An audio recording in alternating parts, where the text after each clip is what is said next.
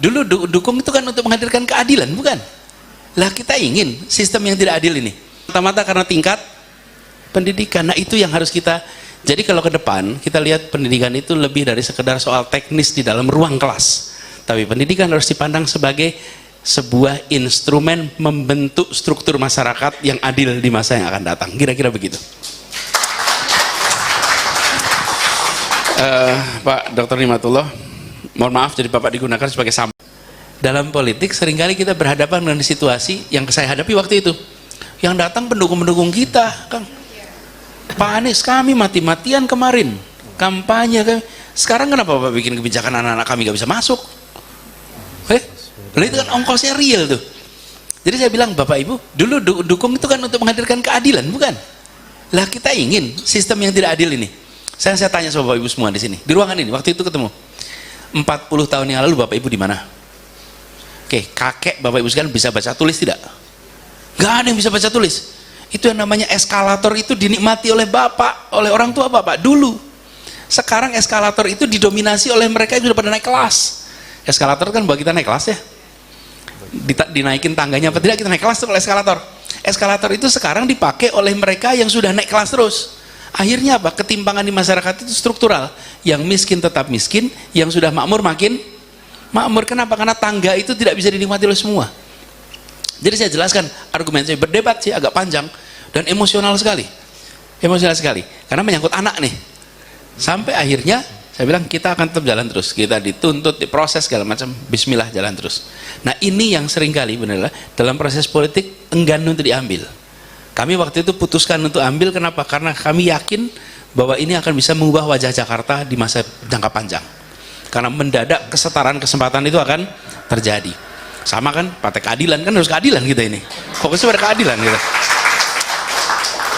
Udah adil supaya sejahtera. Nah kalau pintunya itu, sekarang kalau saya tanya di ruangan ini, Pak Dr. Nimatullah, Bapak generasi keberapa yang kuliah? Pak Nimatullah, Pak Dokter, generasi keberapa yang kuliah? Dari keluarga Bapak? Dari keluarga Bapak. Enggak, bukan. Enggak, ayah Bapak, kakek Bapak kuliah enggak? Nah itu dia. Generasi pertama berarti ya? Karena ayah enggak kuliah, Pak. Saya selalu kalau di DP saya tanya, sekarang saya tanya Bapak, ayahnya dulu kuliah tidak? Tidak. Ayah kuliah tidak? Tidak. Nah itu dia. Jawabannya Bapak dapat kesempatan kuliah, jadi bisa duduk di ruangan ini. Sekarang Bapak dapat kesempatan untuk punya privilege. Bapak punya semua sumber daya masuk sekolah manapun. Kenapa harus masuk di sekolah negara yang harus dibiayai oleh negara? Bapak bisa sekolah di tempat lain. Yang sekolah dibiayai negara itu untuk semua orang rata. Yang bila Bapak tidak masuk ke situ, Bapak punya kesempatan mengirimkan sekolah manapun di Jakarta. Pak Dr. Nimatullah bisa kirimkan anaknya sekolah manapun di Jakarta. Tapi ayahnya Pak Nimatullah nggak bisa. Beliau kalau nggak di sekolah negeri nggak jadi tuh. Negeri kan dulu. Ini pasti udah. Pasti. Saya belum tanya udah tahu tuh. Gitu. Udah pasti. Kalau dokter umurnya seperti saya mungkin swasta. Tapi kalau lebih pasti negeri. Jadi negara itu eskalator sosial ekonomi lewat apa? Pendidikan. Nah eskalator ini sekarang dikuasai oleh mereka yang sudah naik kelas. Karena itu sekarang yang kami lakukan di Jakarta mensetarakan. Supaya dalam jangka panjang nanti kita akan ketemu generasi baru terus. Biarkan nanti hari ini orang tuanya mungkin buruh. Tapi besok anaknya dokter. Orang ini mungkin hari ini adalah pengemudi ojek. Nanti anaknya jadi insinyur. Tapi syarat itu adalah pintunya jangan ditutup. Jadi saya tidak bicara panjang lebar soal pendidikan, tapi saya ingin sampaikan pendidikan adalah soal politik, siapa dapat apa, berapa besar. That's education. Siapa dapat apa, that's education. Jadi bukan soal kurikulumnya, bukan ya iya tentu itu. Tapi sesungguhnya pendidikan tentang siapa dapat apa. Kita naik mobil nih, naik mobil, satu duduk di depan, satu duduk di belakang. Penentunya apa? Iya, saya supir di depan, saya di belakang. Yang membedakan saya sama dia apa? Tingkat pendidikan itu aja. Suku sama, etnis sama, makanan sama, bahasa sama. Bedanya siapa dididik apa hari ini menentukan besok duduk di mana. Gitu kira-kira. Ya, jadi yang membuat saya duduk di belakang dibandingkan yang depan semata-mata karena tingkat pendidikan. Nah itu yang harus kita. Jadi kalau ke depan kita lihat pendidikan itu lebih dari sekedar soal teknis di dalam ruang kelas. Tapi pendidikan harus dipandang sebagai sebuah instrumen membentuk struktur masyarakat yang adil di masa yang akan datang. Kira-kira begitu. Pak Dr. Nimatullah, mohon maaf jadi Bapak digunakan sebagai sampel, Pak. Karena Bapak dokter saya udah bayangin nih. Pokoknya kalau dokter kira udah langsung bayang kok, gitu. Udah kecium ini dulunya pasti susah juga gitu kira-kira kan. Kecium. Kita ini dulunya susah, Pak. Cuman ini, Pak, kita ini punya kecenderungan kalau sudah mendapatkan kemudahan, tidak mau generasi berikutnya itu menikmati. Kita juga ngalamin ke akhir, kalau lagi ada acara, foto bareng yang akhir. Oh, selesai acara kan foto rame-rame nih. Foto-foto. Lalu setelah orang keroyokan foto, ini pengalaman saya nih, Pak, keroyokan mau foto bareng nih, selfie Pak, itu penuh itu. Lalu nanti ada yang bilang, udah, Pak Anies capek gitu. Saya perhatikan yang bilang Pak Anies capek itu pasti udah selfie, Pak. Iya, nggak ada tuh yang bilang yang belum selfie bilang udah capek, nggak ada itu. Jadi udah setret gitu kan, udah selesai, lah ente udah gitu, lah yang lain belum gitu. Nah, kita ini dalam pendidikan sering begitu, udah naik kelas terus udah cukup tuh. Lo jangan dong, kesempatan itu harus diberikan kepada semuanya. Luar biasa, keadilan merupakan salah satu nilai fundamental dalam kehidupan berbangsa dan bernegara. Tanpa keadilan, pembangunan yang dilakukan oleh suatu negara tidak akan mampu membawa kesejahteraan yang merata bagi rakyatnya. Dalam berbagai kesempatan, Anies Baswedan menekankan bahwa tujuan utama dari pembangunan bukan sekedar menghasilkan pertumbuhan ekonomi yang tinggi, tetapi memastikan bahwa hasil pembangunan tersebut dapat dirasakan secara adil oleh seluruh rakyat. Menurut Anies Baswedan, keadilan harus menjadi dasar dalam setiap kebijakan publik. Ia berpendapat bahwa pertumbuhan ekonomi yang besar tidak selalu berarti kesejahteraan jika hanya dinikmati oleh sebagian kecil kelompok masyarakat. Oleh karena itu, pemerintah harus memastikan bahwa pembangunan yang dilakukan mampu memberikan manfaat bagi semua lapisan masyarakat, termasuk mereka yang berada di kelompok ekonomi menengah ke bawah. Dengan kata lain, keberhasilan pembangunan tidak hanya diukur dari angka-angka statistik, tetapi juga dari seberapa besar dampaknya terhadap kehidupan rakyat secara nyata. Anies Baswedan sering menyoroti pentingnya pemerataan kesempatan. Ia percaya bahwa setiap warga negara memiliki hak yang sama untuk memperoleh pendidikan yang layak, akses kesehatan yang baik, kesempatan kerja, serta pelayanan publik yang berkualitas.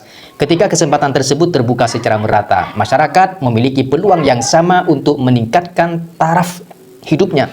Sebaliknya, jika akses terhadap kesempatan hanya dimiliki oleh kelompok tertentu, maka ketimpangan sosial akan semakin besar dan kesejahteraan akan sulit tercapai.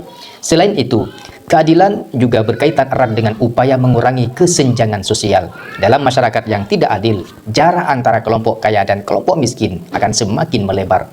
Kondisi ini dapat menimbulkan berbagai masalah sosial, seperti kemiskinan yang berkepanjangan, terbatasnya mobilitas sosial, hingga munculnya rasa ketidakpercayaan terhadap pemerintah. Oleh karena itu, menurut Anies Baswedan, negara harus hadir untuk memastikan bahwa kebijakan ekonomi, pembangunan infrastruktur, serta program sosial dapat menjangkau masyarakat yang paling membutuhkan. Keadilan juga berarti memberikan perlindungan kepada kelompok yang lemah. Dalam kehidupan masyarakat, tidak semua orang memiliki kondisi dan kemampuan yang sama.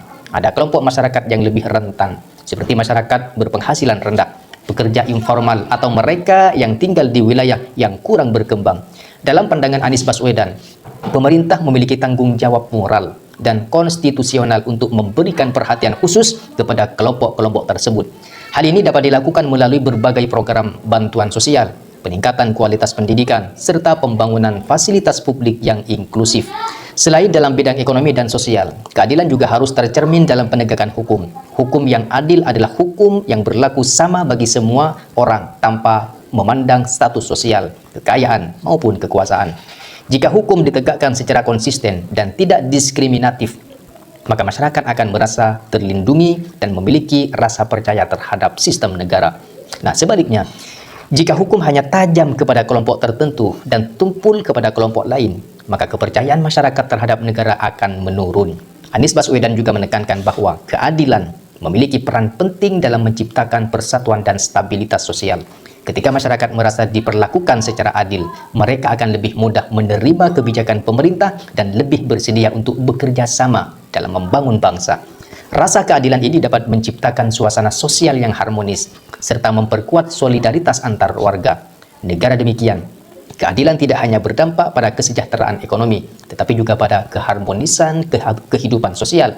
Nah, dalam konteks pembangunan nasional, Anies Baswedan sering menggunakan konsep bahwa pembangunan harus menghadirkan rasa keadilan di tengah masyarakat. Artinya, pembangunan tidak boleh hanya berpusat di wilayah tertentu atau hanya dinikmati oleh kelompok tertentu. Pemerintah perlu memastikan bahwa pembangunan infrastruktur, layanan publik, serta peluang ekonomi terbesar secara merata di berbagai daerah. Dengan cara ini, masyarakat di berbagai wilayah memiliki kesempatan yang sama untuk berkembang dan meningkatkan kualitas hidupnya. Lebih jauh lagi, keadilan juga berkaitan dengan martabat manusia. Ketika seseorang memiliki akses terhadap pendidikan, pekerjaan yang layak, dan kehidupan yang sejahtera, maka ia dapat hidup dengan penuh harga diri. Sebaliknya, ketidakadilan dapat membuat seseorang merasa terpinggirkan dan kehilangan harapan untuk masa depan yang lebih baik. Oleh karena itu, mewujudkan keadilan bukan hanya tentang membangun sistem yang baik, tetapi juga tentang menghormati dan menjaga martabat setiap warga negara. Pada akhirnya, gagasan tentang keadilan yang disampaikan oleh Anies Baswedan mengingatkan kita bahwa kesejahteraan tidak bisa dipisahkan dari keadilan. Keduanya merupakan dua hal yang saling berkaitan dan saling memperkuat. Keadilan memastikan bahwa hasil pembangunan dapat dirasakan oleh semua orang, sementara kesejahteraan menjadi bukti nyata bahwa keadilan tersebut benar-benar terwujud dalam kehidupan masyarakat. Nah, dengan demikian, dapat disimpulkan bahwa menurut Anies Baswedan, keadilan merupakan kunci utama dalam mewujudkan kesejahteraan rakyat melalui kebijakan yang adil, pemerataan kesempatan, perlindungan terhadap kelompok yang lemah, serta penegakan hukum yang tidak diskriminatif. Negara dapat menciptakan masyarakat yang lebih sejahtera, harmonis, dan berkeadilan. Oleh karena itu, upaya untuk menghadirkan keadilan harus terus menjadi prioritas dalam setiap langkah pembangunan bangsa.